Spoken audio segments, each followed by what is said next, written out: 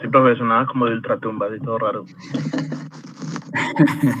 No estamos en Halloween, ya pasamos Ya Halloween. llegaron los extraterrestres. A ver, voy a volver otra vez a presentar. Si no, me vuelvo a conectar entonces. A ver, ¿qué tal ahí? ¿Sí lo están viendo? Ahora sí, profe. Sí, ahora sí, profe. Bueno, entonces les estaba comentando que en el capítulo, en esta carpeta, pues el capítulo 8 de Moodle, allí está el tema del trabajo, es este trabajo 2, allí está el PDF, son 4 puntos. Entonces, los 4 puntos son con relación a los residuos estructurales que ustedes ya pueden calcular con el modelo que ajustaron en el primer trabajo. Entonces, los 4 puntos son, primero, hacer las pruebas de ruido blanco, Box y Turbine-Watson con las bandas de Bartlett. Segundo, identificar un posible modelo. Tercero, estimar el modelo o los modelos que obtengan, eligiendo el que sea más apropiado, por ejemplo, con el AIC. Y cuarto, calcular pronósticos para los residuos y sumarlos a los pronósticos que ustedes calcularon en el primer trabajo y volver a calcular los estadísticos de calidad de pronóstico con respecto a los pronósticos con los modelos estructurales. Entonces, bueno, ese es el tema del trabajo. La fecha, como dice acá, pues en Moodle es el próximo jueves 10, o sea que ustedes tienen pues parte de esta semana y parte de la siguiente. Creo que es un plazo prudencial porque son 9 días. Entonces, bueno, eso es cualquier duda que tengan de interpretación del tema, me escriben, o cualquier pues duda, en fin, cualquier inconveniente que haya. Profe, yo tengo una pregunta en cuanto a la evaluación, porque yo tenía entendido que eran nada más los 2 trabajos para la nota final de la materia, y el trabajo 1 tiene un valor del 33% y el trabajo 2 también. Entonces no sé el otro porcentaje, ¿cómo se va a tomar? No, yo desde un comienzo les comenté que eran 3 trabajos. Ah, ok, entonces tenía un malentendido. No, son 3. Lo que pasa es que el último sí lo hacemos en enero. Ah, listo, profe, está bien. Gracias. Bueno, de nada. Entonces, les voy a compartir pues el tema de hoy.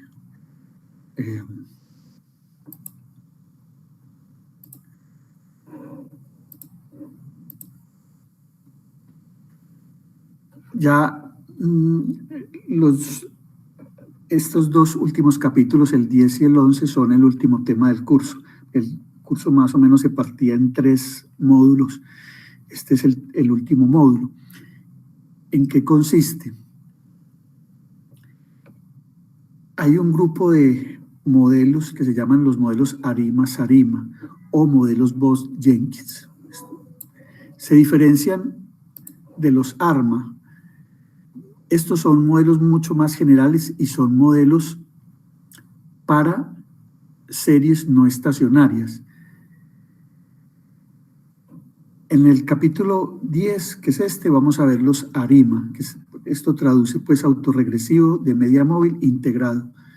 Y en el capítulo 11 vemos los ARIMA, que son igual autorregresivo de media móvil integrado estacional. Ahora, ¿cuál es la idea? La idea es que estos modelos son una alternativa a los modelos de componentes de tal forma, por ejemplo, que los ARIMA son una alternativa a un modelo en donde tengamos una tendencia más un error aleatorio. Los ARIMA también se aplicarían a series que tuvieran una dinámica parecida a esta, es decir, que observáramos una tendencia, pero no estacionalidad, y observáramos que esta tendencia, por ejemplo, cambia con el tiempo. Entonces, están más cerca los ARIMA a Hall-Winters que al modelo de componentes, pero de todas maneras en algunas ocasiones uno puede escoger un ARIMA como un modelo alterno para el modelo de tendencia.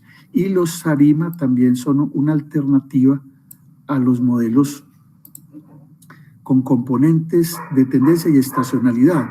Entonces, muchos modelos que vimos que funcionan bien con componentes, la idea en esta última parte del curso es ver qué tanto pueden mejorar, o mejor, ver si un SARIMA puede ser incluso mejor que un modelo con tendencia de estacionalidad. La realidad es que también hay unas pruebas de hipótesis para diferenciarlos. Es decir, hay unas pruebas que nos van a permitir decir, bueno, este modelo o esta serie es mejor o es preferible trabajarla con un SARIMA que con un modelo de componentes por medio de una prueba de hipótesis. Esa prueba de hipótesis entonces se llama la prueba de raíz unitaria Dickey-Fuller. No la vamos a ver en la clase de hoy, sino en la que sigue. Y lo que vamos a ver hoy es básicamente muchos conceptos para entender el lenguaje de los modelos, entender cuál es la forma como se definen, etc. Vamos primero con un ejercicio como de motivación, que es de nuevo como relacionando las series que tienen tendencia lineal más un error aleatorio. Entonces pongamos, por ejemplo, que tenemos este modelo. Entonces este modelo es una línea recta más un error. Entonces lo que uno esperaría es que esta serie, si B es mayor que 0, fuera una serie con una tendencia muy marcada, lineal y con unas oscilaciones. Cuando tomamos lo que se llama la primera diferencia, la primera diferencia es este triangulito seguido de Y de T. Este triángulo se lee delta. Entonces, delta Y de T es lo mismo que tomar la primera diferencia de la serie. La primera diferencia también la indicamos con 1 menos el rezago. Y cuando ya la escribimos explícitamente, entonces es Y por 1, Y. Y Y, digamos, aplicado L, es YT menos 1. Entonces, esta diferencia es lo que llamamos la primera diferencia, que también la indicamos con delta Y. Entonces, ¿qué pasa si le aplicamos delta Y a este Y? Pues entonces sería, como nos dice acá, sería Y de T menos Y de T menos 1. Entonces acá coloco Y de T y aquí coloco Y de T menos 1. Muy fácilmente vemos que se cancelan las A, se cancela BT,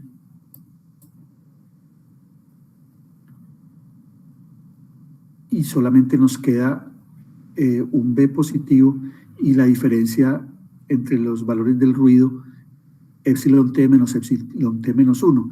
Pero si hacemos un truquito, digamos, o reescribimos mejor, colocando del teta 1 igual a menos 1, entonces podemos escribir esta diferencia como B más epsilon T más teta 1 epsilon T menos 1. ¿Para qué? ¿Para qué lo escribe uno así? Es porque si, por ejemplo, llamamos delta T a W, entonces esto es W. W quedaría como B más otra serie que llamaríamos eta T, y eta T sería esta parte. Pero esta parte es un MA1. Entonces, lo que obtenemos al diferenciar esta serie, que es una línea más un ruido, es otra serie que sería una constante más un MA1. pero es que una constante más un MA1 es estacionario. Entonces, una serie que no era estacionaria, porque su media no es constante, esta serie no es estacionaria, pues uno la ve así.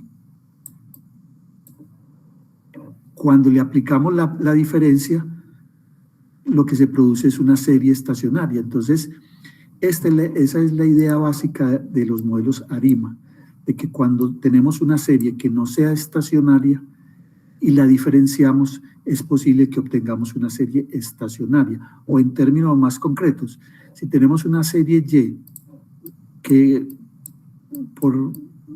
observando la gráfica, vemos que no es estacionaria, cuando le aplicamos esta operación, la diferencia, esto lo podemos volver un ARMA. Entonces, esa fue la idea también adicional de Voss y Jenkins.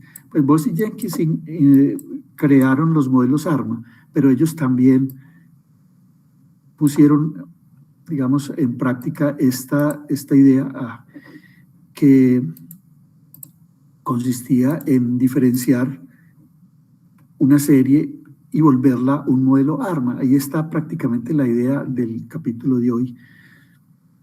Pero de todas maneras necesitamos terminología, pues para hacer las cosas un poco más organizada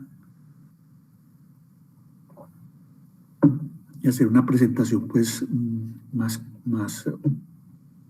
digamos, más rigurosa, más. Primero empecemos con el concepto de raíz unitaria, que es muy importante, el concepto de raíz unitaria. La parte autorregresiva tal vez no es tan necesaria.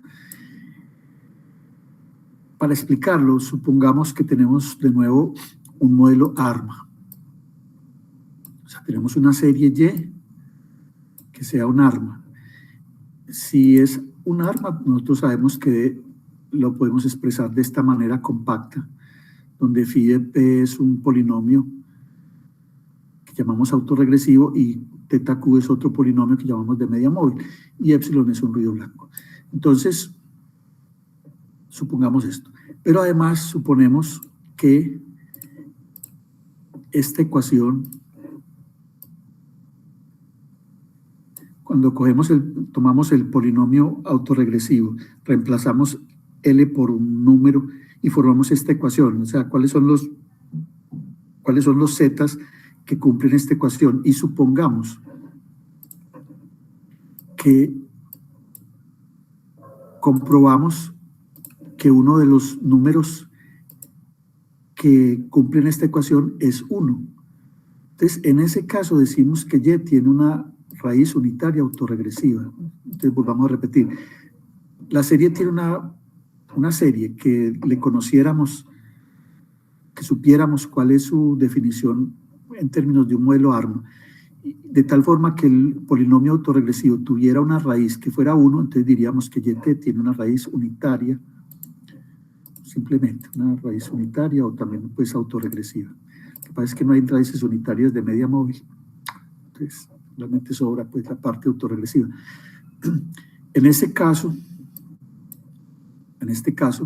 podemos factorizar, ¿cierto? Es algo que se sabe de álgebra. Pues si tengo un polinomio y conozco una de sus raíces, el polinomio lo puedo escribir como el producto de 1 menos z por otro polinomio que tiene un grado menor. Si el grado de este es p, el grado de este debe ser p menos 1. Entonces, esta factorización, ¿qué implica para el modelo original? Este modelo original se podría volver a escribir así. Porque sabemos que phi de p es 1 menos z por phi de p menos 1, entonces lo podemos escribir así. Entonces, esto también nos daría para escribir algo particular. Si cogemos si tomamos 1 menos L por Y, pero es que 1 menos L por Y es delta Y, ya lo habíamos explicado. Entonces, si reemplazo acá 1 menos LY por delta Y, lo que está diciendo esta identidad es que delta Y es un arma donde el orden autorregresivo es P-1 y el de media móvil sigue siendo Q. En resumen, siempre que hay una raíz unitaria autorregresiva en un modelo ARMA, ese modelo se puede reescribir con base en la primera diferencia de YT como otro modelo ARMA P-1Q.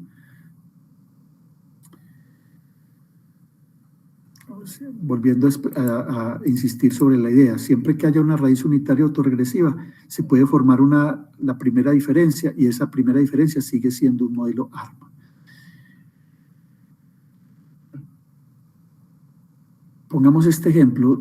Si nos dijeran que el polinomio autorregresivo es 1 menos 0.2 por 1 menos L, el de media móvil es 1 menos 0.3, entonces formaríamos el modelo ARMA, que sería pues un ARMA 2.1. Aquí lo formaríamos. Lo simplificamos y se obtendría esto. Este modelo no puede ser estacionario en covarianza originalmente porque tiene una raíz que no cumple que z es mayor que 1. ¿Cuál? La que es el 1. Z igual 1 no cumple, por supuesto, que el valor absoluto de z mayor que 1. Entonces no es estacionario en covarianza. O no podemos garantizar que sea estacionario en covarianza. Pero la primera diferencia, delta Y, va a cumplir esta otra relación. 1 menos 0.2 WT es igual a 1 menos 3, aquí me faltó el L. 1 menos 0.3 L por epsilon T, o sea, es un arma 1,1. Con la diferencia que ahora este arma 1 sí es estacionario en covarianza. Entonces, volviendo a repetir el ejemplo. Este ejemplo muestra, por ejemplo, un Y, que es arma 2,1, porque aquí está su definición, que no es estacionario en covarianza, y que si se diferencia, la diferencia se vuelve un arma 1,1, que sí es estacionaria e invertible. Entonces, con base en esto, se introduce esta primera definición. Los modelos ARIMA 1PQ. Ahí es donde sale el tercer dígito que utiliza el R con la función autoarima, que es el orden del proceso ARIMA. Entonces, pero iniciamos con 1. ¿Un ARIMA P1Q qué es? ¿Cómo se define? Entonces uno dice una serie sigue un modelo ARIMA P1Q, posiblemente con tendencia. Si la diferencia, recuerden, 1 menos L es simplemente delta Y de T. Si la primera diferencia sigue un proceso ARMA estacionario en covarianza con media distinto de 0. Entonces, vamos a insistir, un ARIMA, ¿qué es un ARIMA P1Q? Es un modelo en el cual la diferencia de YT es una arma PQ estacionario en covarianza con media distinto de 0. O sea, es esto. Entonces, para definir un ARIMA P1Q siempre debemos incluir 3 elementos, o si se quiere 4. Primero, la diferencia sobre la primera diferencia de YT, 1 menos L, YT, o si se quiere, escribimos delta YT. Segundo, un polinomio autorregresivo de orden Q. Tercero, un polinomio de media móvil de orden Q. Y cuarto, una constante, la podemos interpretar como un intercepto. Y eso define entonces un modelo para y de t, de tal forma que y de t no es estacionaria en covarianza por sí sola, y de t sola no es estacionaria en covarianza, sino que va a tener unas características que enseguida las mostramos. Aquí, pues es bueno mirar esta nota. Si tenemos una arima P1Q, lo que nos dice la 10.1 es que la diferencia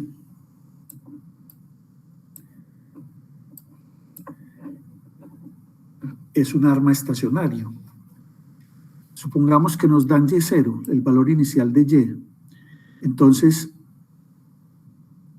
en matemáticas hay una identidad muy simple que se llama la identidad, la suma telescópica, es decir, usted puede escribir YT como el valor inicial Y0 más sumatoria desde 1 hasta T de las diferencias de primer orden de Y, en este caso pues Y de J para J de 1 a T. Esto es simplemente una identidad de álgebra, repito, se llama la serie telescópica, porque cuando se reemplaza Y de J por Y de J menos Y de J menos 1, uno ve que cada término se anula con el anterior y solamente queda, de esta sumatoria, solamente queda menos Y de 0 más Y de T, lo que da pues la identidad. Entonces, esta identidad, esto es una notica, nos dice que la suma acumulada, esta suma, y la diferencia son operaciones inversas. Esto es algo así como la integral de una derivada. Entonces, cuando hacemos la integral entre, diga usted, 1 y t de f', lo que nos queda es el valor de f en el primer valor, mejor la diferencia, yt menos y0, ¿cierto? Es lo que llaman el teorema fundamental del cálculo. Y si se quiere, pues esta identidad es un análogo discreto de ese teorema.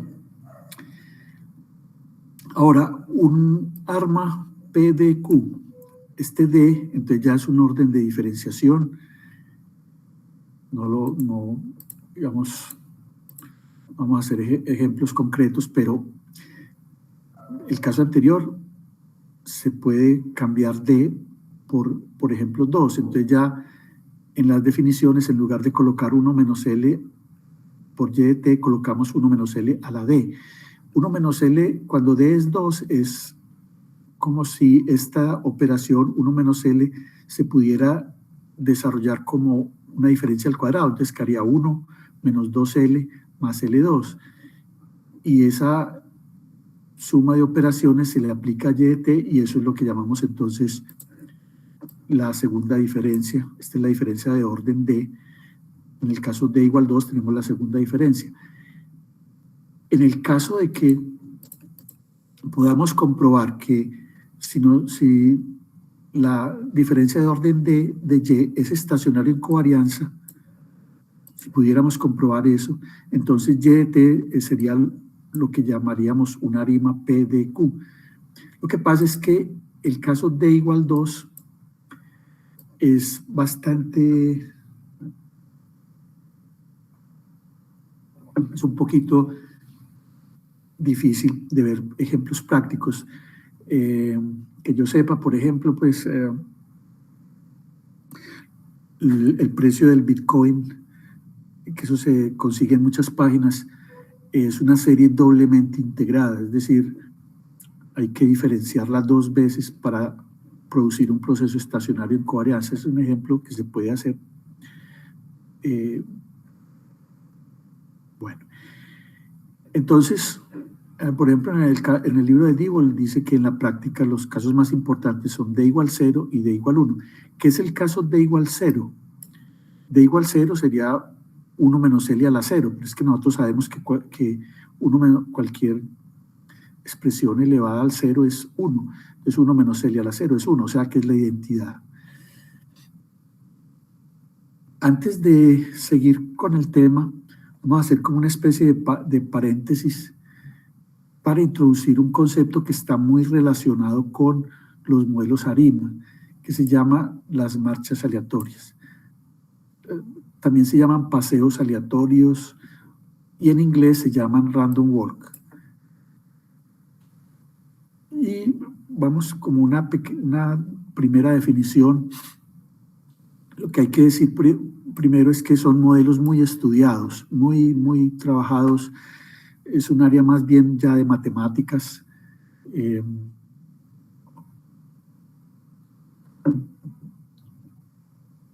Si quisiéramos ver un buen resumen de el concepto de marcha aleatoria, en Wikipedia hay una página excelente, que está aquí, yo la puse. No es sino buscar Random Walk en Google y nos lleva pues a la página de Wikipedia, posiblemente pues la página en inglés, ¿cierto? En esa página hay por lo menos 15 áreas de aplicaciones en muchos temas de marchas aleatorias, ¿cierto? En ingeniería, en economía, en finanzas, etc. Y también hay algo interesante, se han hecho esculturas con base en marchas aleatorias en dimensión 3. Ahí en Wikipedia muestra una foto pues, de una escultura que está en la ciudad de Londres.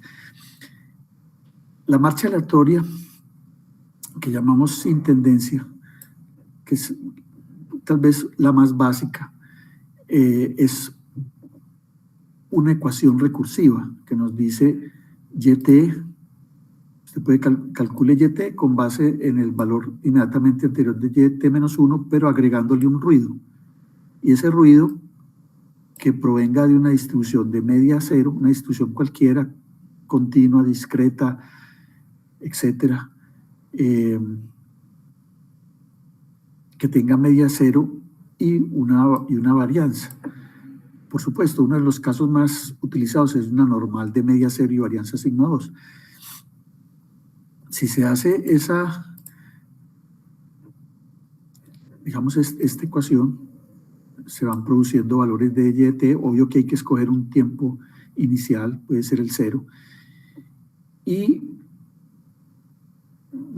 dependiendo de cómo definamos esta distribución de epsilon, vamos a tener muchos tipos de marchas aleatorias y también dependiendo de cómo sean los valores de YT, que se indican, por ejemplo, como el conjunto E, el conjunto donde toma valores YT, dependiendo de E y de la distribución, tenemos muchos tipos de marchas aleatorias unidimensionales. Allí en Wikipedia hay muchos ejemplos, pero así rápidamente se pueden definir en dos grupos, lo que llamamos las marchas no acotadas, donde los conjuntos de Y, el conjunto de valores de Y puede ser o los reales o los enteros, y las acotadas en las cuales ya se restringen los valores. Por ejemplo, hay marchas donde solamente toma valores positivos o solamente valores enteros positivos o solamente valores en un conjunto finito o en un intervalo finito. Entonces salen muchos tipos de marchas. Hay marchas que, por ejemplo, oscilan en una banda, cuando toca el de acá rebota, etcétera. Son bandas con barreras reflectoras o marchas que cuando tocan una barrera ahí se quedan ahí, son barreras absorbentes, etcétera, etcétera. Eso se usa, por ejemplo, en modelos de poblaciones, etcétera. Y también hay marchas aleatorias multidimensionales, por ejemplo, marchas en 2 dimensiones. En la página hay, y en R hay programas para generarlo, es decir, coge un plano y empieza a mover el punto de manera aleatoria, es decir, esta ecuación la pone para X y para Y, entonces se genera lo que se llama un paseo aleatorio. Y en R a la 3 pues sería lo mismo, ¿cierto? O algo similar. De todas maneras, con relación a lo que ya hemos visto, podemos ver que la ecuación 10.2 es un modelo AR1. La marcha aleatoria, como la definimos acá, es una R1 de media 0, donde el coeficiente es 1. Recuerden que el AR1 tiene un coeficiente acá multiplicando a Y de menos 1, que es, lo indicamos con phi, pero si lo tomamos igual a 1, entonces nos dice que una R1 es una marcha aleatoria, pero lo que nos dice también es que cuando estábamos en el AR1, siempre exigíamos que phi estuviera en valor absoluto menor que 1, o sea, que tomara valores entre menos 1 y 1. Cuando se permite el valor 1, la serie ya deja de ser estacionaria en covarianza y se vuelve una serie que ya no es estacionaria en covarianza. Entonces las marchas aleatorias no son estacionarias en covarianza. Eso es algo que hay que insistir. Ahora, las marchas aleatorias son ejemplos básicos, son los modelos más básicos de arimas, y por eso interesan también conocer sus propiedades. Como tienen tantas propiedades matemáticas, pues muchas de ellas se trasladan a los modelos ARIMA. Entonces, para hacer énfasis pues en que la marcha aleatoria es un modelo ARIMA, lo escribimos así, le indicamos así. Desde ahora en adelante, cada vez que tengamos una serie que sea ARIMA 010, simple y llanamente es una marcha aleatoria. El autoarima de R, en ocasiones, cuando detecta una serie, puede responder, por ejemplo, ARIMA 010. Ya sabemos que se trata de este. Miremos una propiedad muy sencilla, muy simple. De esta identidad o de la definición pues 10.2 vemos que es recursiva, listo. Pero si la aplicamos varias veces, quiero decir, si Y está en función de YT-1, pero si cogemos YT-1 y la expresamos en función de YT-2 y esa YT-2 en función de YT-3, etcétera, etcétera, y vamos iterando, llegaríamos a esto.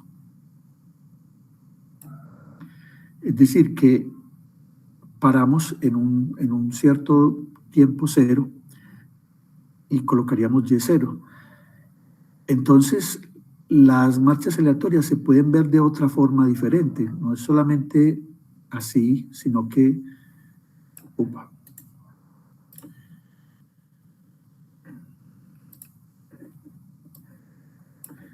Es decir, la ecuación recursiva se puede reescribir como una ecuación en la que Y de t va a depender de la suma acumulada de los valores del ruido.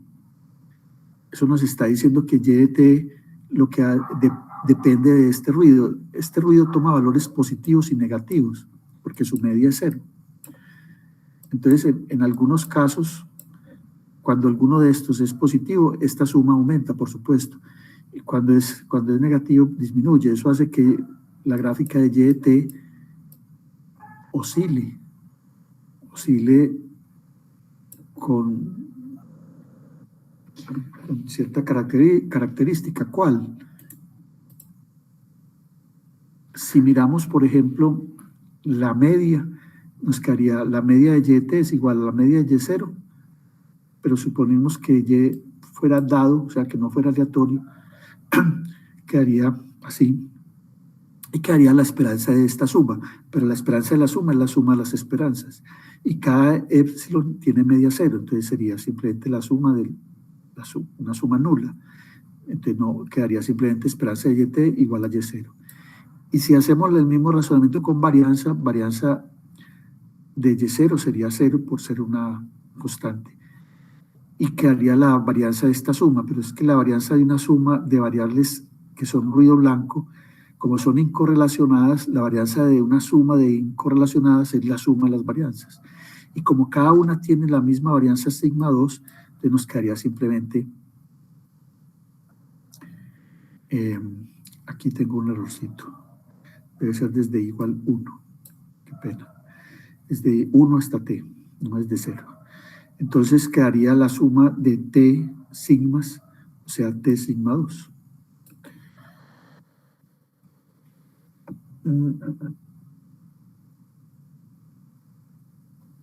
También podemos definir una marcha aleatoria con tendencia.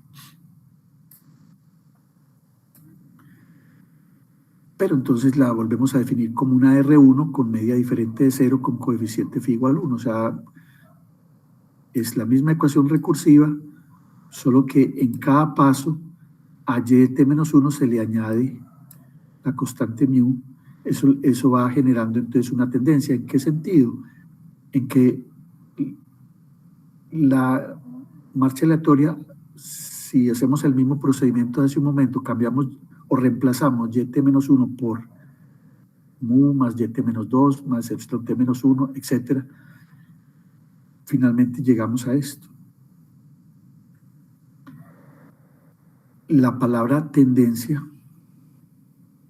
se refiere entonces a este t mu, o mejor, a y0 más t mu. Esto es una línea recta. Entonces, lo que está diciendo es que y de t se forma añadiéndole al valor de una línea recta esta suma acumulada de valores del ruido. Eso inmediatamente nos lleva a que la esperanza de y de t es t mu más y0, y la varianza igual no se afecta por este t mu y este y0, y aquí de nuevo es desde 1. La varianza es t sigma 2. Podemos graficar fácilmente, aquí es aleatorios. Entonces, marchas aleatorias con y sin tendencia, las podemos ver en estas gráficas. Esta es sin tendencia, y realmente pues lo que hace la marcha es que está oscilando alrededor de un valor determinado, que es 0. En cambio, la con tendencia sigue, digamos, la dirección, si se puede hablar así, de la línea recta t mu más y0. Si mu es positivo, es una línea con pendiente positiva, entonces la veríamos así. Claro, si sigma aumenta, esto se vería cada vez con mayor oscilación, y si ponemos un sigma mayor, pues se verá. Pero de todas maneras, la marcha sigue la tendencia de la línea.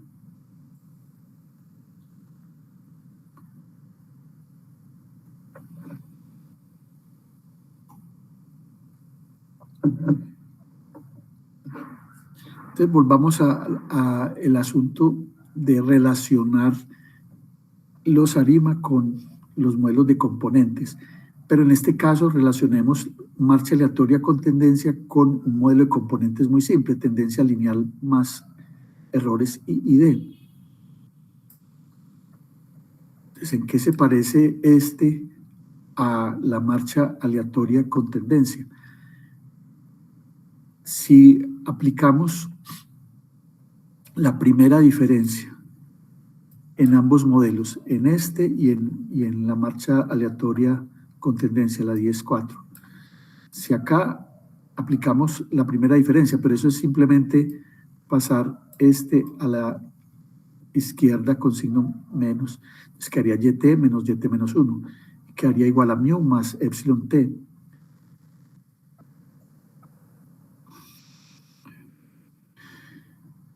Eso nos daría entonces que la esperanza en la marcha aleatoria sería igual a mu. La esperanza de la primera diferencia. Y la esperanza de la primera diferencia en el modelo de componentes, ¿cómo quedaría? Ya lo hicimos hace un momento. La primera diferencia quedaba b más epsilon menos epsilon t menos 1. Entonces su esperanza va a quedar simplemente igual a b. Entonces, los dos modelos tienen algo en común, y es que crecen en promedio en cada periodo una cantidad constante, o sea, crecen a una tasa constante. La tasa en la que crece una marcha aleatoria con tendencia es el valor mu, y el modelo de componentes es B. Esto lo que nos dice también es que ambas se pueden confundir. Es decir, visualmente esto, cuando uno está analizando esto, pues lo hicimos en varios ejercicios. Por ejemplo, el total de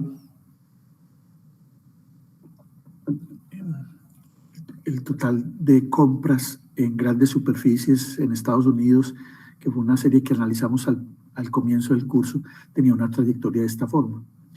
Entonces, sí tienden a confundirse. Uno puede ver esta gráfica como la gráfica de un ARIMA 010 con tendencia, pero también la puede ver como la gráfica de un modelo de componentes muy simple con tendencia lineal. Esa es una observación pues que habría que hacer. Otra observación es que si tenemos un modelito ya de AR1 estacionario, o sea, con este phi entre -1 y 1, los pronósticos de una R a J pasos, o sea, con un horizonte de pronósticos de 1 a H, se pueden calcular, y estos pronósticos son iguales a mu más phi a la J por YT. Realmente estos son, lo que debemos colocar aquí son los valores estimados de los parámetros. Sería mu gorro más phi gorro a la J por YT, donde T es el último valor observado de la serie. Este es un pronóstico por fuera de la muestra. Esto es por teoría. Ahora, ¿qué pasa si phi es 1 en esta ecuación? En ese caso se seguiría teniendo el mismo resultado, pero entonces si phi es 1, por supuesto phi a la J también es 1, y el pronóstico solamente quedaría, vamos aquí, mu gorro más YDT. Pero ¿qué dice esto? Nos dice que si estamos en una marcha aleatoria, aquí estamos en T, ¿cómo graficaríamos este pronóstico? Como una constante. O sea que para valores por fuera de la muestra, el pronóstico de una marcha aleatoria con tendencia es una constante. Pero finalmente, ¿qué significa eso? Pues, ¿qué quiere decir esto? Lo que quiere decir en realidad es que una marcha aleatoria no puede pronosticarse. O sea, como quien dice, pues no hay respuesta. El último valor conocido es el único pronóstico que se puede hacer. O sea, no puede colocarse ningún pronóstico excepto lo último que se observó. Es como los juegos de azar. El pronóstico para el próximo número ganador de la lotería es el último número que cayó. Ese es el único pronóstico que se tiene, porque no se tiene más. Pues en teoría, si afirmamos que un juego de azar es también una marcha aleatoria, pues en realidad es así. Bien. Ahora, avancemos un poquito. Tomemos la fórmula de la marcha aleatoria con tendencia, como se colocó hace un momento,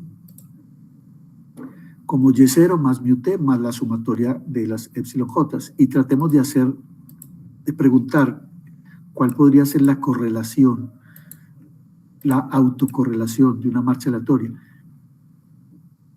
Esto es válido aunque la marcha no sea estacionaria en covarianza. Uno sí puede calcular una covarianza, eso es perfectamente válido, y esta sería la fórmula, YT menos esperanza por YT menos K menos esperanza. Si hacemos un poquito de álgebra, nos damos cuenta, pero no lo voy a hacer acá, de que si reemplazo YT con esta expresión que hay acá, esta, o sea, esta expresión se coloca aquí, etcétera, y se simplifica, obtendrían esta expresión. Y o sea, la esperanza de la sumatoria de J por la sumatoria de estas epsilon i. Y eso lo podemos, por manipulación también matemática, expresar como una sumatoria doble de la esperanza de los productos EJ e I. Pero es que estos productos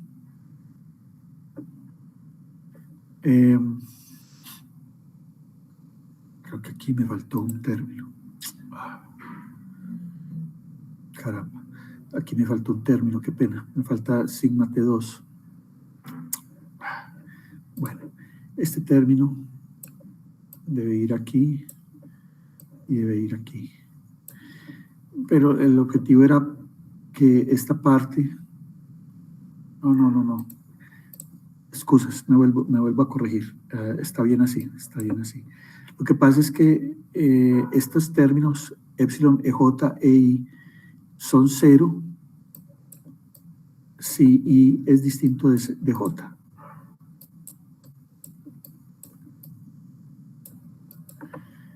Pero no son 0 si I igual a J. Cuando I igual a J, quedaría esperanza de epsilon al cuadrado, que es sigma.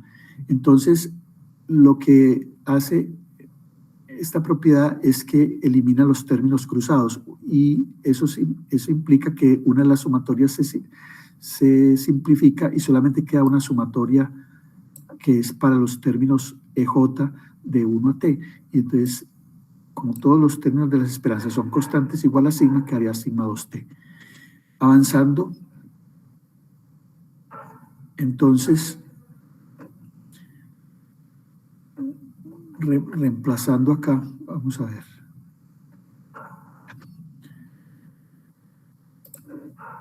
Así. Tenemos esta expresión para la correlación, que es la covarianza, que la acabamos de encontrar aquí. O sea, esta es la que llevamos aquí, sobre el producto de la varianza de la desviación de YT y de YT menos 1 y de YT más K. Entonces, estas desviaciones por esta fórmula son sigma 2T para YT y sigma 2T más K para YT más K. Entonces, calculamos esta correlación como esta cantidad. O sea, aquí arriba, repito, está la covarianza que la acabamos de calcular. Aquí abajo está la raíz de la varianza de YT por la varianza de YT más K.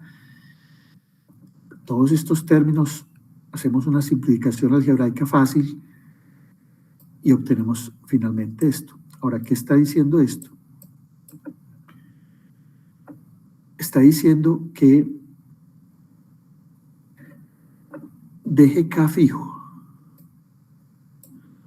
pero permita que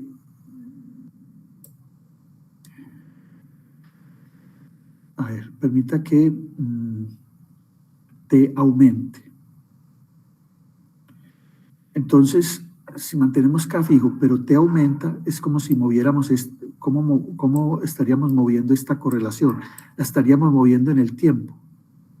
O sea, para un T grande, la correlación entre YT y YT más K con K fijo estaría dada por 10,6. Pero ¿qué pasa? Si T es muy grande, este cociente, ¿cómo se vuelve? 0. K sobre T con T muy grande, 0, por supuesto, y quedaría 1 sobre raíz de 1, o sea, 1. Entonces, lo que nos estaría diciendo es que esta correlación, cuando T tiende a infinito, se vuelve 1. O sea, cuando la marcha ya ha evolucionado mucho en el tiempo, sus correlaciones son prácticamente 1. para cualquier rezago. Eso nos dice entonces que las marchas aleatorias son series muy correlacionadas, con fuertes autocorrelaciones. Y cuando hacemos el cálculo de la FAC de una marcha aleatoria con tendencia, lo que vemos es que la FAC no tiende a cero, sino que se queda prácticamente, se queda casi que constante, cercana a 1. Entonces, esta característica de las marchas aleatorias se hereda en los ARIMA. Los ARIMA P1Q también tienen esta característica de que su FAC no tiende rápidamente a cero, sino que se demora mucho. Veamos un ejemplo. Tomemos por caso un ARMA 1,1. Esta es la ecuación. Supongamos que tiene media cero. Ahora, por teoría, no lo vamos a hacer aquí, se puede comprobar que la FAC de un ARMA 1,1, la primera autocorrelación, o sea, ρ1, está dada por esta expresión. Y de ahí en adelante,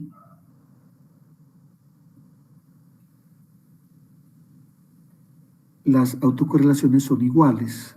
Ρk es Ρk menos 1 para acá, mayor o igual que 2. Entonces, si en esta expresión tomamos φ igual 1 en esta, ¿qué pasa? Obtendríamos aquí 1.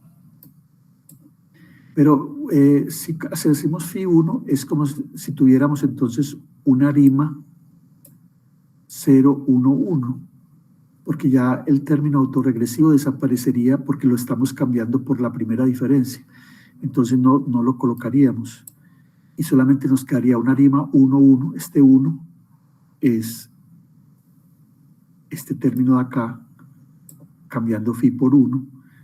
De ahí aparece entonces el orden de diferenciación y la media móvil queda tal cual. Entonces quedaríamos con una ARIMA 0, 1, 1, que también se llama un IMA. Pero, ¿qué pasaría con ρ1? ρ1, cuando hacemos que φ tienda a 1, converge a este valor. Pero es que este valor, por identidad de álgebra, 1 más teta por 1 más teta al cuadrado, es 1 más teta al cuadrado, que es igual al denominador. Entonces, estos denominadores y numeradores son iguales, que haría igual a 1. Pero entonces, si eso es cierto, si ρ1 tiende a 1, cuando φ tiende a 1, entonces ρk se volvería también constante, igual a 1. Eso nos diría entonces que en un IMA todas las autocorrelaciones son 1. O sea, lo que estaríamos viendo si tenemos una serie que fuera una ARIMA 0, 1, 1, lo que veríamos sería en la FAC todas las autocorrelaciones, en teoría, iguales a 1, pero en la práctica, pues, como tenemos una muestra finita, esos estimadores se van deteriorando con el número de muestras y posiblemente pues ya al final tendremos algunos valores en 0.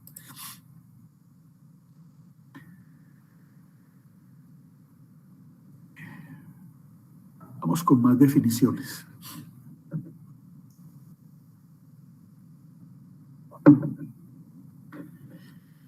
Esta definiciones es como una elaboración de lo que ya vimos, es como colocándolo en otros términos, pero ya vimos que tenemos casos en los que la serie Y puede ser no estacionaria y cuando tomamos la primera diferencia se vuelve estacionaria, eso ya lo vimos, que es la idea del ARIMA P1Q.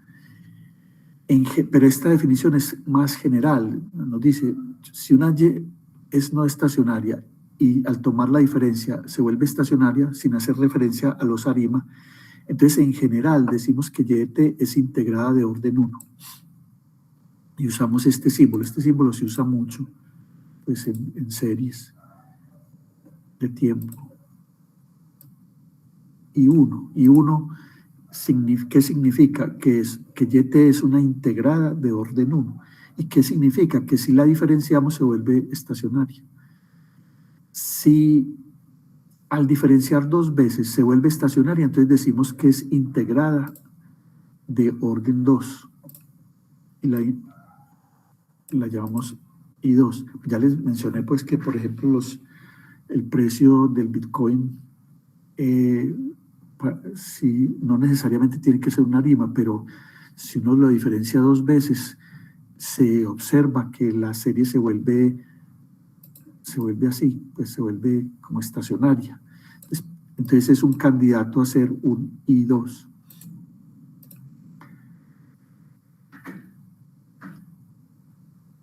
Bueno, en resumen, entonces una ARIMA es un I1 y un ARMA es un I0. Entonces los I0 también indican procesos estacionarios en covarianza. Un I0 es un integrado de orden 0, pero eso significa que ya es un estacionario. Esto es otra terminología equivalente, en fin. Otra definición es el concepto de tendencia estocástica. Entonces, vamos a decir que una serie tiene tendencia estocástica si es integrada de orden 1. O sea, una serie I1,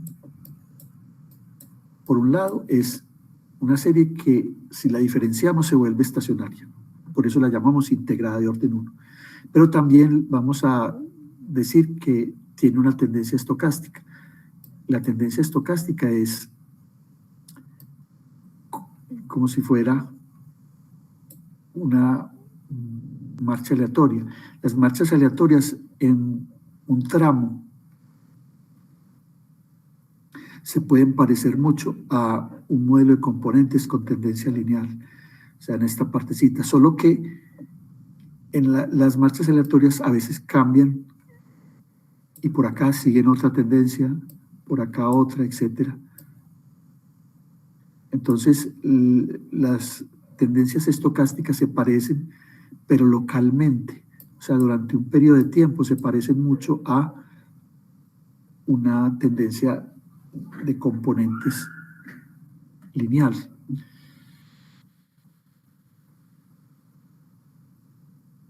Pues más o menos es como la idea. Una serie con tendencia estocástica presenta periodos de duración aleatoria durante los cuales crece linealmente. Es decir, lo que vemos es que una integrada crece un periodo de tiempo, después decrece otro periodo de tiempo, pero lo hace linealmente.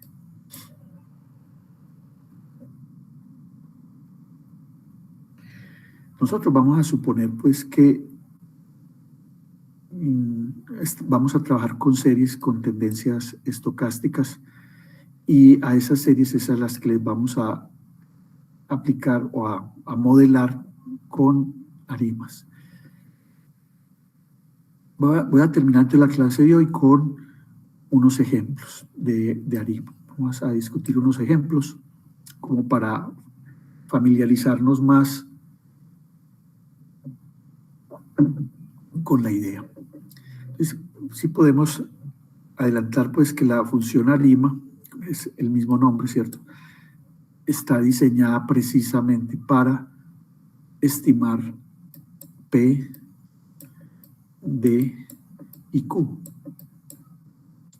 Realmente D no se estima, sino que D nosotros lo tenemos que decidir si es 1, si es 0 o eventualmente incluso si es 2, por un procedimiento que vamos a ver la clase entrante, que es una prueba de hipótesis. La hipótesis nula es, por ejemplo, que la serie es integrada de orden 0, esa es la nula, y la alterna es que es integrada de orden 1.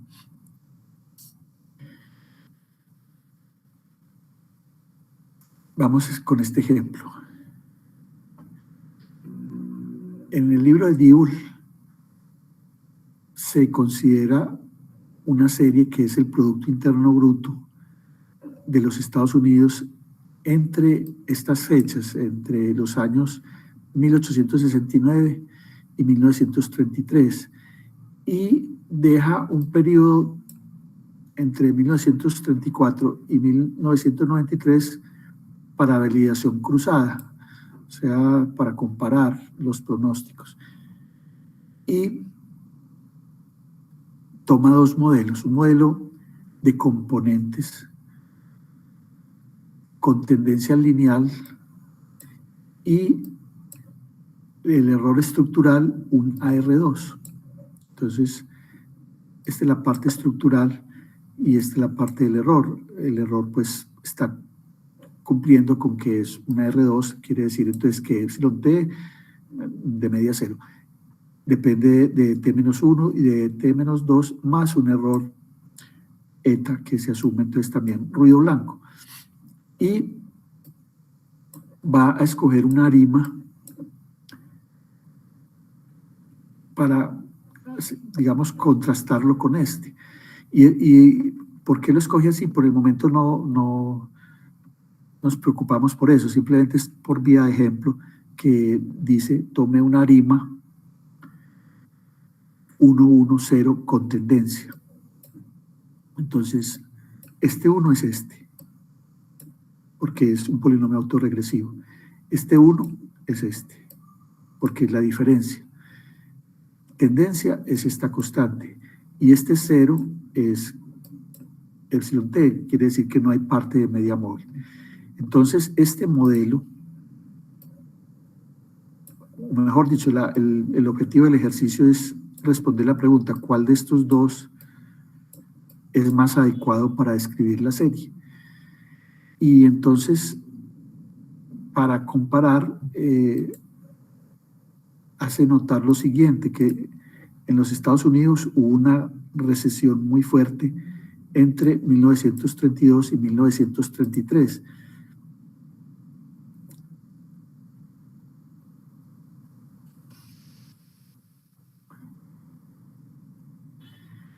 Y el objetivo es comparar los pronósticos de los modelos cuando se incluya dentro del periodo para la validación cruzada esa recesión, es decir,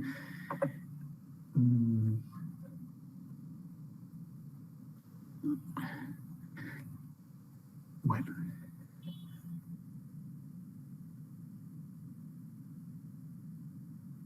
entonces acá está el periodo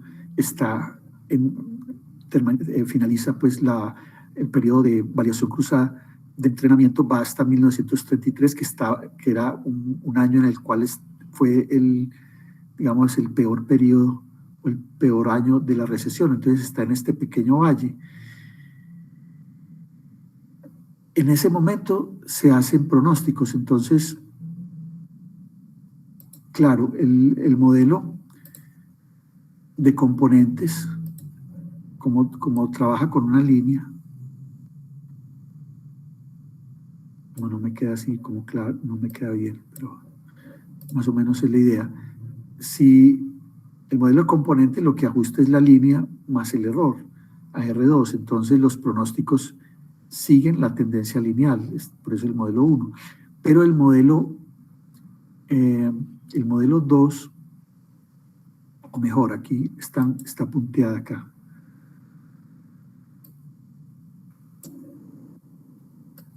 Bueno, esta no funciona bien. En todo caso, esta línea es el pronóstico con el modelo 1 y esta otra es con el modelo ARIMA 110. Entonces, lo que Diebold hace caer en cuenta es que el modelo 1 produce mejores pronósticos y el modelo 2 subestima. Pero esto no es sino un ejemplo para llamar la atención de que tenemos que ser cuidadosos pues a la hora de decidir el problema de si una serie que le estamos observando una tendencia la podemos tomar como modelo de componentes o un modelo ARIMA. Entonces, de nuevo, hacemos pues claridad en esto, es que de por medio, para hacer esta elección, van a haber unas pruebas de hipótesis, que las vamos a ver en la clase entrante, que son las pruebas de raíz unitaria. Lo que nos dice es, la hipótesis nula es que existe raíz unitaria, o sea, que hay que diferenciar la serie. Entonces, si no rechaza la nula, el modelo recomendado sería el ARIMA, porque habría que diferenciar. Y en ese caso, utilizar este sería un error. Pero si se rechaza la nula, este sería el modelo correcto. Y en ese caso, aplicar este modelo de diferenciación sería un error, porque esta operación aplicada a la componente de tendencia produce un error. Porque, pues ya lo vimos al puro comienzo, al aplicar esta operación a toda la serie, lo que sale es un epsilon t menos un epsilon t menos 1. Entonces, si este modelo fuera cierto y de manera equivocada uno le aplica una diferenciación, lo que hace es que cambia el modelo por otro que tiene una constante más un modelo que es un MA1, pero que no es invertible, porque habíamos dicho que los tetas también tenían que estar entre 0 y 1, y este no está entre 0 y 1, entonces no es invertible, y eso hace que sea un modelo que no es identificable, etcétera, etcétera. Entonces, por ahí se genera una cantidad de errores, y esto es solamente para una ARIMA 110. Si fuera un ARMA, se generaría el mismo problema, o sea, se estaría, digámoslo así, distorsionando el modelo o introduciendo unas componentes MA1 que no son invertibles, y eso es un error. Vamos a otro ejemplo. La tasa de cambio. Las tasas de cambio son unas series muy difíciles en general, todas las tasas de cambio. La tasa dólar-libra se sabe que es muy, muy difícil, y en este caso es la tasa dólar-yen, que es el precio en dólares de un yen. Y está analizada pues en Diebold también en esta página. Y la serie corresponde a este periodo, desde enero de 1973 hasta julio de 1996. Lo que se observa en ese periodo es que la serie tiene una fuerte tendencia decreciente. O sea, pues el yen se estaba abaratando en términos de dólares. Bueno, hay que hacer una claridad, y es que usamos el logaritmo de la tasa. Entonces, la primera observación que uno haría, si este es el logaritmo, si a uno le preguntaran, bueno, con lo que usted ya sabe de series, ¿qué modelo podría utilizar acá? Uno posiblemente diría, use un modelo de componentes con una tendencia lineal decreciente, y busque un modelo de ARMA para los residuos. Eso es factible. En lugar de eso, uno podría diferenciar la serie sin hacer las pruebas que tenemos o que se recomiendan hacer. Entonces, esta operación diff y11 lo que calcula es esta. Bueno, es el logaritmo. Entonces, el logaritmo de YT. Entonces, la diferencia del logaritmo se calcula así. Bueno, aquí es la diferencia de Y simplemente. Entonces, más bien,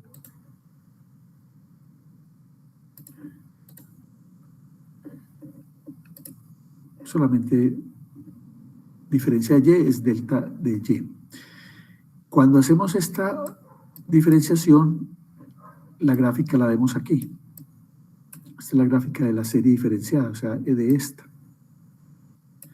Lo que uno ve es precisamente pues la idea con la que iniciamos la clase, y es que una serie que es claramente no estacionaria, si se diferencia, se puede volver estacionaria, porque esta es la gráfica típica de una estacionaria porque muestra una reversión sobre la media y una varianza constante, etc.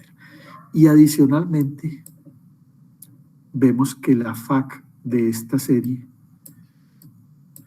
tiene esa característica que es muy persistente, cercana a 1, o sea, es como ese caso del arma 1,1, que se vuelve un IMA 0,1,1, de las FAC se van volviendo 1, pero la FAC de esta diferenciada se vuelve una FAC muy típica de un arma, lo mismo la FAC parcial. La conclusión es que posiblemente el modelo adecuado sea un ARIMA.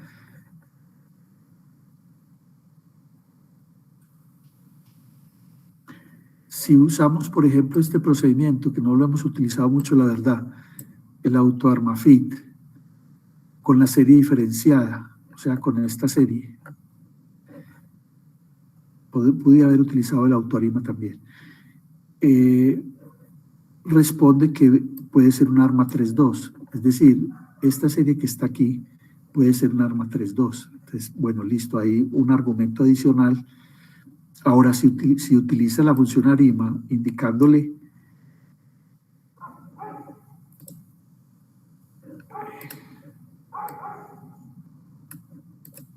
el orden propuesto 3.2, entonces acá tenemos el orden para P, el orden para Q y el orden de diferenciación 1.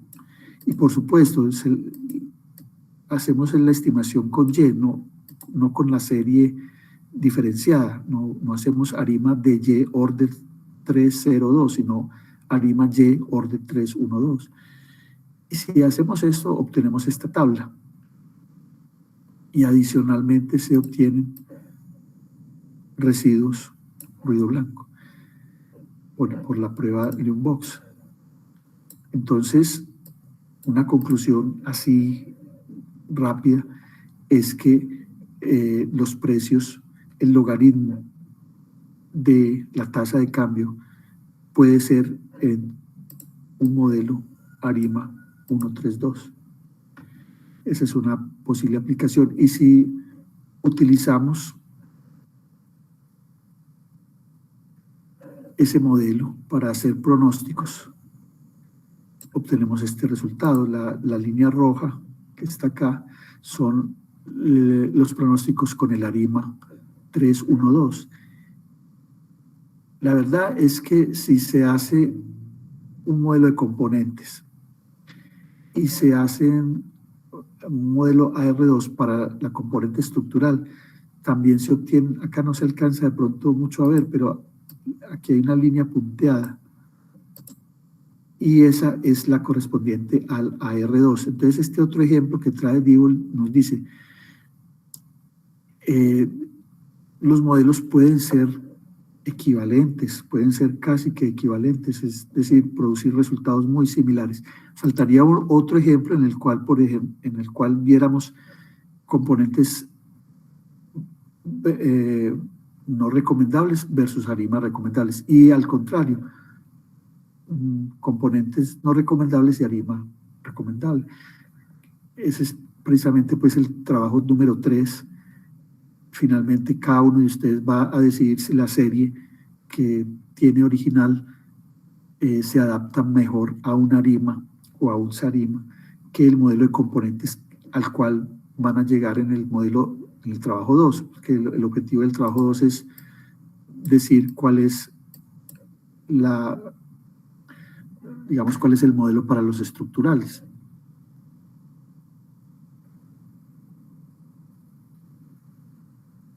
Bien. Voy a saltar este modelito para terminar.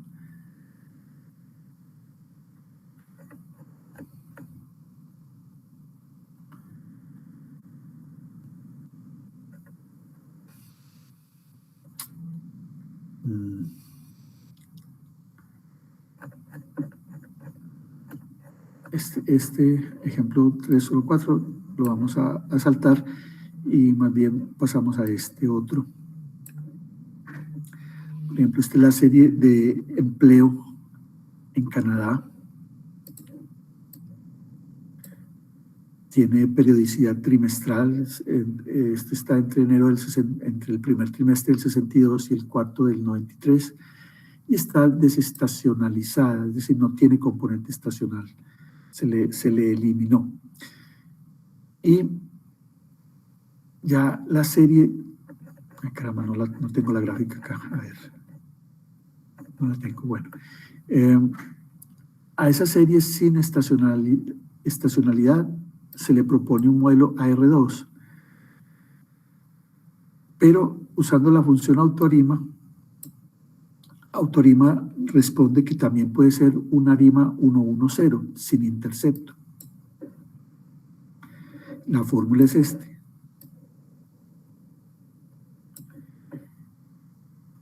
Este versus este otro. Este sería el AR2. Aquí sí estamos haciendo de pronto pues una comparación mucho más, si se quiere, pues forzada, porque los modelos son muy diferentes. Este modelo es no estacionario y este modelo es estacionario. Entonces estamos realmente utilizando muy forzado uno de los dos. Uno de los dos está mal porque la serie o es estacionaria o no lo es. En caso de que lo fuera, este sería el correcto. En caso de que no lo fuera, este sería el correcto. De todas maneras, observando, por ejemplo, los respectivos MAPE, dentro de la muestra, el AIC, el AR2 da un AIC de 493.57 y el ARIMA 485.41, o sea que a primera vista este sería el más recomendable, pero hay un problema antes de calcular estos AIC y es que tenemos que también decidir cuál de estos dos es el correcto, porque hay que hacer esa elección. Aquí, por ejemplo, pues se coloca el comentario de que sin hacer ese estudio, obviando pues ese estudio, inicialmente uno podría decir, pues use el modelo 17 en vista de que tiene un menor AIC. Voy a mencionar esta otra herramienta que no la hemos trabajado en el curso, pero queremos incluirla para los trabajos, para el último trabajo, y es una hipótesis que no la hemos utilizado mucho, que se llama la hipótesis Dibol-Mariano, que está en la función DM-test de la librería Forecast. Lo que hace esta función es que compara los errores de pronósticos a H pasos dentro de la muestra, ¿de acuerdo?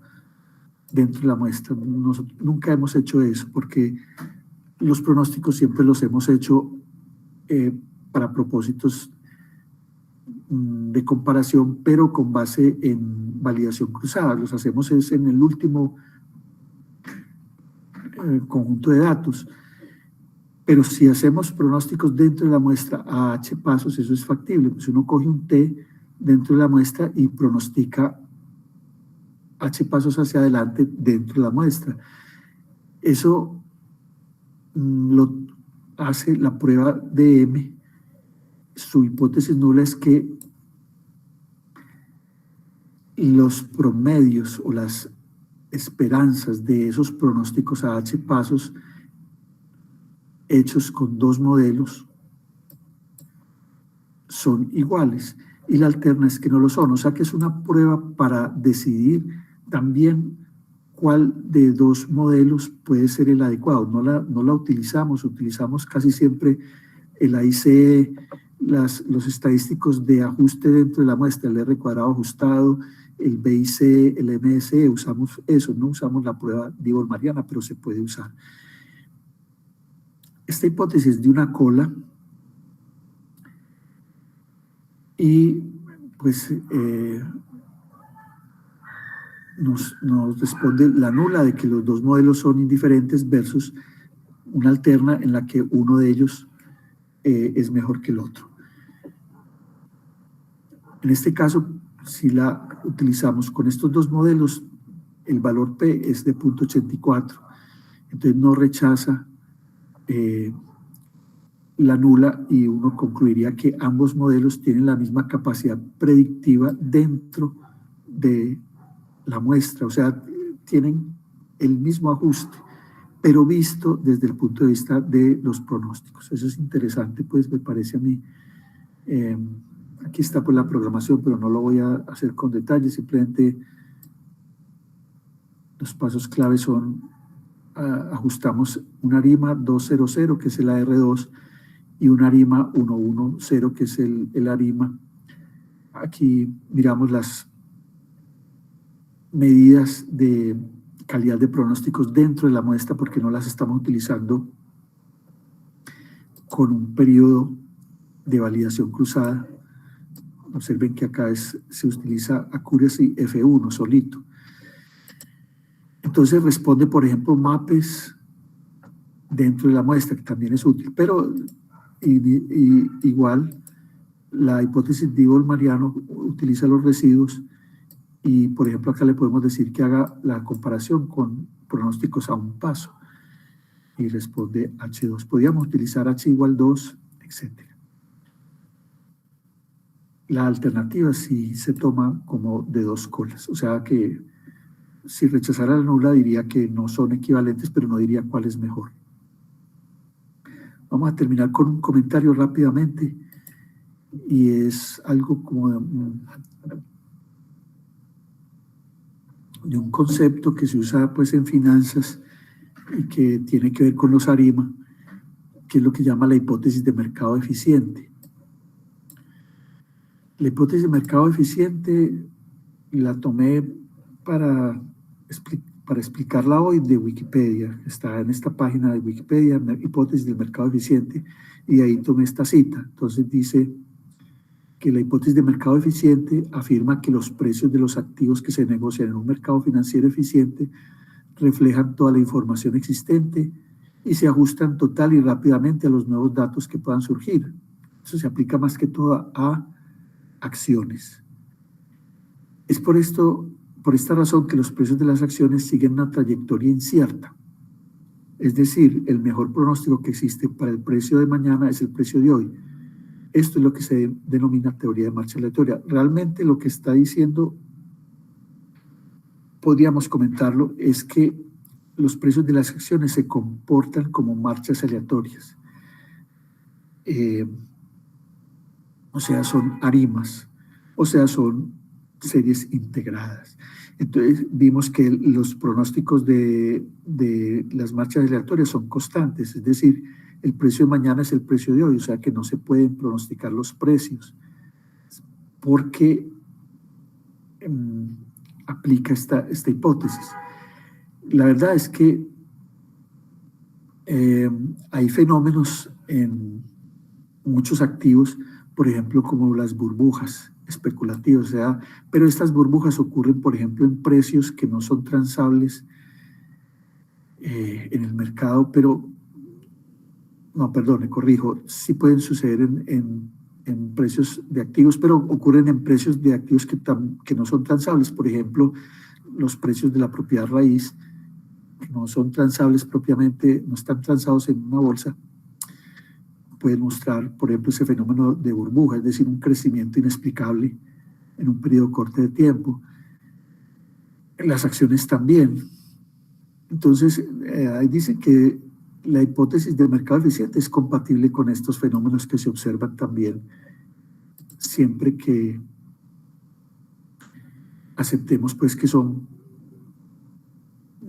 fenómenos que ocurren sin que intervenga la hipótesis de que los precios son predecibles. Finalmente, también ahí en esa nota dicen que, sin embargo, hay economistas, hay matemáticos, los especuladores son los traders, que no creen en esa hipótesis del mercado eficiente, piensan que hay razones poderosas para que existan lo que se llama ineficiencias.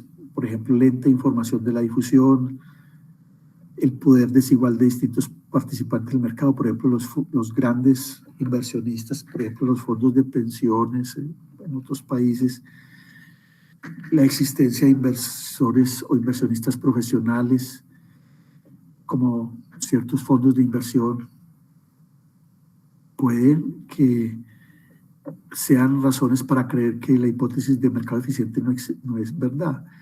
De todas maneras, por ejemplo, estos tres economistas, este que es muy conocido, Stiglitz, ganaron el premio Nobel por investigaciones sobre mercados con información asimétrica y con inconsistencias. O sea que para ellos existen informaciones asimétricas, hay actores del mercado que saben cosas que otros no saben, y eso hace que la hipótesis de mercado eficiente sea inválida. Y esta otra nota que está allí en otra dirección dicen que, sin embargo, quienes creen o están a favor de la hipótesis dicen que no tiene sentido buscar acciones que estén infravaloradas o algo que tiene que ver pues con el curso, tratar de predecir tendencias en el mercado a través de estas técnicas. No las vimos acá, hay unas técnicas que se llaman análisis fundamental o también análisis técnico, que es una serie de reglas más bien empíricas para tratar de saber cuándo el precio de una acción está subvalorada, o sea que se va a presentar una tendencia alcista en corto plazo. Yo sé que los bancos acá utilizan mucho análisis fundamental, o sea que realmente no están muy de acuerdo con la hipótesis de mercado eficiente, sino que consideran que sí es posible tratar de predecir tendencias. De todas maneras, entonces, pues los modelos ARIMA, si alguien no cree en la hipótesis de mercado eficiente, un modelo que se podría utilizar para hacer pronósticos de tendencia a muy corto plazo serían los ARIMA, ¿cierto? Y de hecho en el libro clásico de Box y Jenkins de 1976 hay un ejemplo que ellos traen en el cual analizan una acción y encuentran que la pueden modelar como un ARIMA 11011, o sea, un IMA, de manera que tampoco es que crean en la hipótesis de mercado eficiente. Entonces vamos a dejar por hoy acá. Ya vimos mucha teoría, mucha terminología. La próxima clase vamos a ver un tema importante, que es las pruebas de hipótesis para decidir si una serie tiene o no una raíz unitaria, o sea, en el fondo para decidir si utilizamos modelos de componentes o modelos ARIMA. Entonces voy a suspender la grabación acá y